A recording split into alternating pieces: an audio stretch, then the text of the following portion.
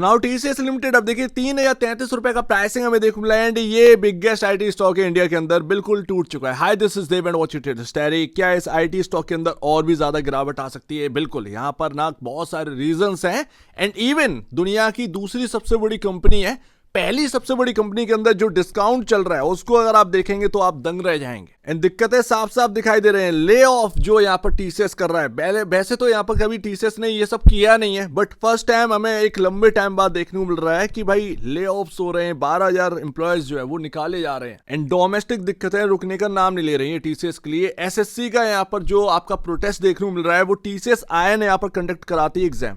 अब कितना बड़ा ये प्रॉब्लम है, कितना बड़ा इश्यू है ये पता नहीं है, बट मैं आपको बताऊं अगर आप एसएससी का कभी पेपर दिए होंगे तो आपको कहीं ना कहीं कुछ थोड़ा सा दिक्कतें देखने को मिली होंगी टीसीएस आयन के अंदर, जैसे कि वहाँ का बिहेवियर, वहाँ का इन्वायरमेंट, कहीं ना कहीं कुछ ना कुछ प्रॉब्लम आपको देखने को मिली होगी। ये आज का नहीं है बट आज की डेट में प्रोटेस्ट, मैस प्रोटेस्ट यहाँ पर ना देखने को मिल रहे हैं। खैर हम मार्केट के लोग हैं और मार्केट पर ध्यान देते हैं, तो यहाँ पर जो स्टॉक है वो आपके सामने चार्ट देखने को मिल रहा है।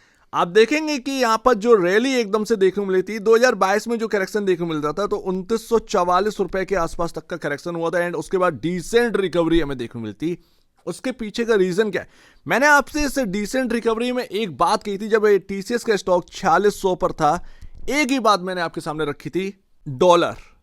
ये आपका जो 87 88 के अराउंड जब पहुंचा ना, ये आईटी स्टॉक भड़बड़ाकर वहीं तक पहुंचे एंड टीसीएस ने 4600 का हाई लगाया था। मैंने आपसे एक ही बात कही थी कि ये सब डॉलर में जो राइज आया ना उसकी वजह से आपके फाइनेंशियल जो है ना वो चेंजेस नहीं हुए, फंडामेंटल चेंज नहीं हुए, ये स्टॉक्स दौड़ रहे हैं शॉर्ट टर्म में। जैसे ही डॉलर की उड़ान जो है रुकने वाली है ना, 88 पर रुका, जैसे ही वो गिरा है, आप देखिए ये आईटी स्टॉक्स का हुआ क्या, तो टॉप जैसे डॉलर में बना ना, एकदम से ये आईटी स्टॉक कोलैप्स हो गए।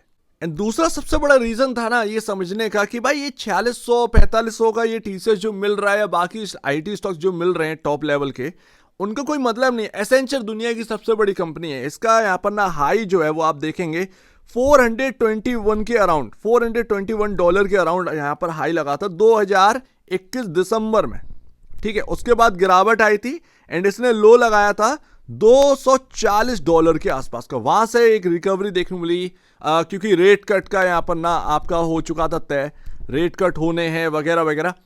एसेंचर के अंदर रिकवरी देखने मिली, बट एसेंचर ने कभी भी अपना ऑल टाइम हाई को क्रॉस नहीं किया, जबकि एसेंचर की तरफ से अच्छी रिपोर्टें हमेशा आती रही हैं क्वार्टरली नंबर्स के बेसिस पर अगर आप देखेंगे।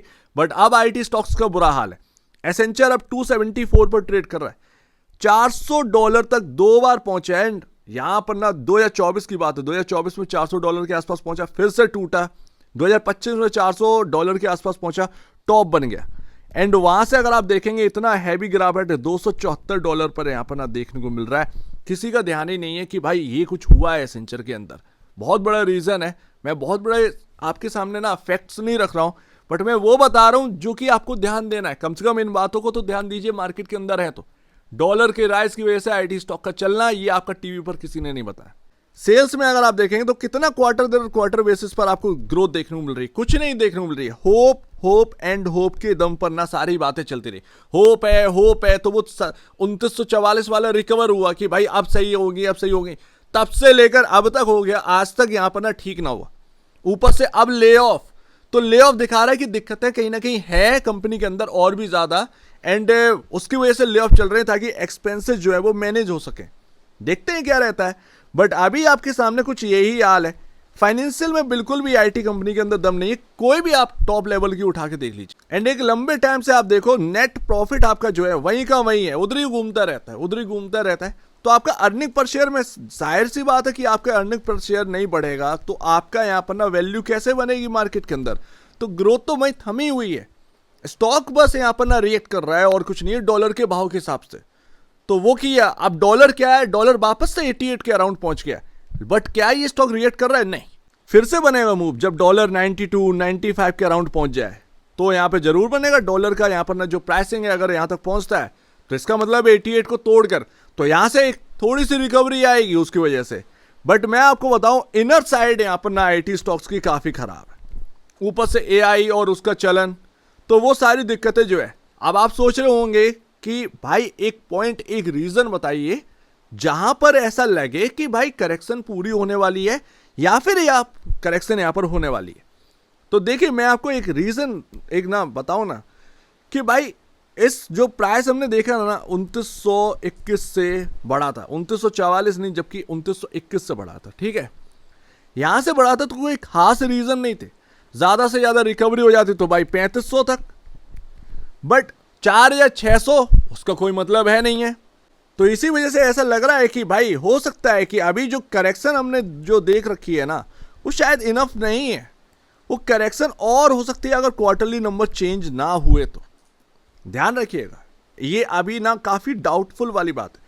मैं एक ही बात कहूँगा कि आप आईटी लवर हैं, क्योंकि मैं खुद भी एक आईटी लवर हूँ, आप एसआईपी करिए, ठीक है ना। आप एसआईपी करिए, आईटी का कुछ फंड्स हो उसकी तरफ देखिए या उधर, क्योंकि अभी आप ये पता नहीं लगा सकते कि कितना आईटी के अंदर दिक्कतें हैं, क्योंकि एकदम से सॉल्व नहीं होंगी। तो आप एसआईपी करेंगे ज़्यादा बेहतर। बट बाय स्टॉक अगर आप बात करोगे तो मैं आपको यहाँ पर बता सकता हूँ कि ये जो गैप है ये 2500-2600 के अराउंड है। एंड इसकी चर्चा ना मैं आज से नहीं बहुत टाइम से कर रहा हूँ। तो ये 2500-2600 का जो गैप है ना, जब ये फिल हो, क्योंकि गैप तब फिल होते हैं जब दिक्कतें ज़्यादा होती हैं, दूर के गैप है ना। तो ये आपके सामने जो है ना, एक जो दूर का गैप जो था ना उसके आसपास हम आ चुके, 500 रुपए का सिर्फ डिफरेंस रह गया। तो अगर मिले इधर तो फिर एक यहाँ पर ना बाई अच्छा बनता है, ठीक है ना, तब बाई अच्छा बनता है। अदरवाइज अगर आप ये मानेंगे कि एसेंचर को मैं देखूँ ना, एसेंचर को भाई दुनिया की सबसे बड़ी आईटी कंपनी वही है, उसके बाद सेकंड नंबर पर टीसीएस आता है। तो मैं यहाँ पर अगर देखूँ एसेंचर को, तो बॉस एसेंचर के अंदर ना जो करेक्शन है वो ऑलमोस्ट आप देखेंगे 50% तक का हो जाएगा कुछ दिन बाद। अगर थोड़ा सा एसेंचर यहाँ पर 15% या 20% के आसपास और करेक्ट हो जाए तो ये 50% के आसपास के गिरावट हो जाएगा। टीसीएस का अगर आप देखेंगे तो लमसम 2300 रुपये पर, 2300 रुपये पर आपका ये 50% की गिरावट होगी। तो ये एक सबसे बढ़िया बाई जो टीसीएस में जो बनेगा ना वो 2000 या 2500 के अराउंड ही बनेगा, उससे पहले नहीं बनेगा। क्योंकि आप चले थे, एसेंचर नहीं चला था, जबकि रेट कट वहां हुए थे, डॉलर का फायदा उनको भी हुआ था, सब कुछ वहां पर हुआ, बट आप चले थे सिर्फ डॉलर को देखकर, जबकि आपके फाइनेंशियल में कोई चेंजेस नहीं आए। एंड ये सिर्फ मैं टीसीएस की बात नहीं कर रहा हूं, पूरे जो आईटी स्टॉक्स हैं उनकी मैं बात कर रहा हूं। तो बाई तो बनेगा बॉयज, भाई आप आईटी से अलग नहीं हट सकते, बाई तो बनेगा, बट प्राइस मैटर करता है। प्राइस अपने हिसाब से डिसाइड करिएगा। मैंने जो बताया वो ठीक है, मैं कवर कर रहा हूं, मैं व्यू दे रहा हूं आपको, बट एक तो गैप यहां पर मुझे रीजन लग रहा है, एक गैप फिलिंग होने पर एक अच्छा बाई बनेगा।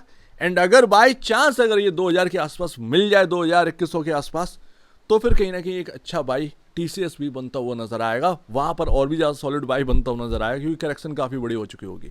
लेकिन वही ये आईटी एक अलग चीज़ होती है, हमको लगता है वो प्राइस देखो वो प्राइस आ गया है कि नहीं है, बात वहीं पर आ जाती है कि क्या चल रहा मार्केट के अंदर, ये स्टॉक चला क्यों।